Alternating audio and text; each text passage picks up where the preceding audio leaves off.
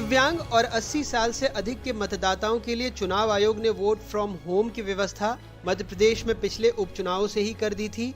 इस दफे राजनीतिक दल इन्हें लेकर खास रणनीति बना रहे हैं। कुल 12,10,000 से अधिक मतदाता वोट फ्रॉम होम का विकल्प चुन सकते हैं, जिनमें 80 वर्ष से अधिक आयु के 7,30,000 मतदाता और 4,80,000 दिव्यांग शामिल हैं।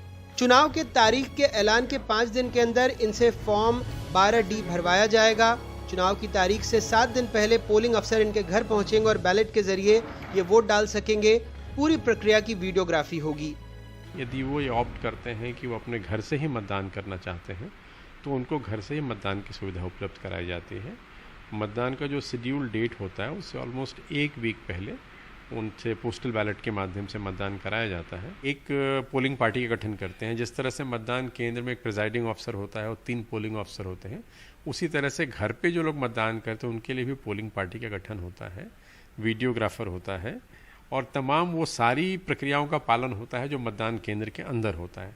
तो बिल्कुल एक न्यूट्रल माहौल में और ट्रांसपेरेंट तरीके से ये इस मतदान को भी अंजाम दिया जाता है और जो पोस्टल बैलेट या जो बैलेट पेपर है वो फिर उसी तरह से स्ट्रांग रूम में रखा जाता है और उसको उसी दिन निकालते हैं जिस दिन काउंटिंग होती है।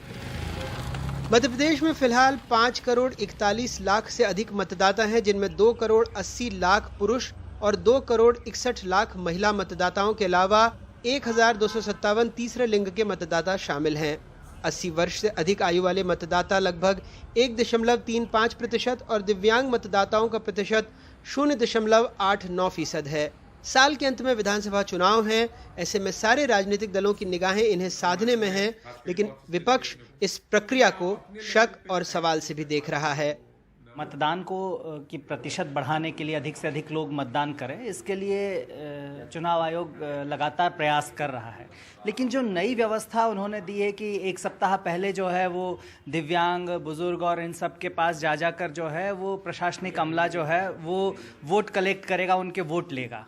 ये मैं समझता हूँ कि इसमें चुनाव आयोग को ये निश्चित करना चाहिए, सुनिश्चित करना चाहिए कि जो सत्ताधारी दल है उसको इसका लाभ ना मिले और कोई जो बेईमानी है वो ना हो। भारतीय जनता पार्टी तो अपने किए गए कामों पर और अपनी संगठनात्मक क्षमता पर जनता के बीच जाती है और उसका आशीर्वाद लेती है।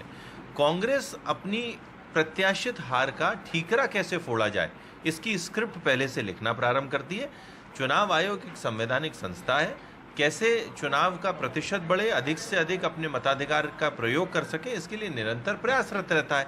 भारतीय जनता पार्टी तो हर उस फैसले में सहमत है जिसमें मत प्रतिशत बढ़ सके, पर कांग्रेस अपनी प्रत्याशित हार के कारण निरंतर चुनाव आयोग और ईवीएम जैसी संस्थाओं पर दोष लगाती रहती है। राजनीतिक दलों की फिक्र की वजह लगभग 25 सीटें हैं। दरअसल 2018 विधानसभा चुनाव में 10 सीटों पर जीत हार का अंतर 1000 से भी कम था। इसमें 7 सीटें कांग्रेस ने जीती।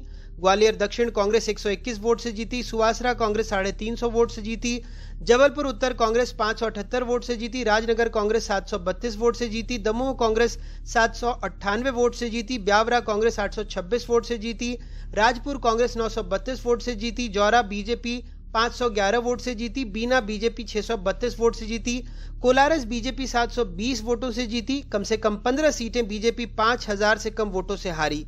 मध्य प्रदेश में विधानसभा की 230 सीटें हैं। 2018 में बीजेपी को 109, कांग्रेस को 114 जबकि अन्य को 7 सीटें मिली थीं। बीजेपी को 41.02% और कांग्रेस को 40.89% वोट मिले थे। कोई दल बहुमत का आंकड़ा छू नहीं पाया था। पिछले विधानसभा चुनाव में मध्य प्रदेश में कई ऐसी सीटें थी जहां हार और जीत का अंतर 500 वोटों से भी कम था। ऐसे में उम्मीदवारों को यही आशंका रहती है कि कहीं ये जो 12 लाख वोट पहले से ही मतपेटियों में बंद है, इससे खेल ना हो जाए। हालांकि चुनाव आयोग ऐसी आशंकाओं को दूर करने के लिए भरसक कोशिशों में लगा रहता है। भोपाल से अपने कैमरा सहयोगी रिजवान खान के साथ अनुराग द्वारी, NDTV इंडिया।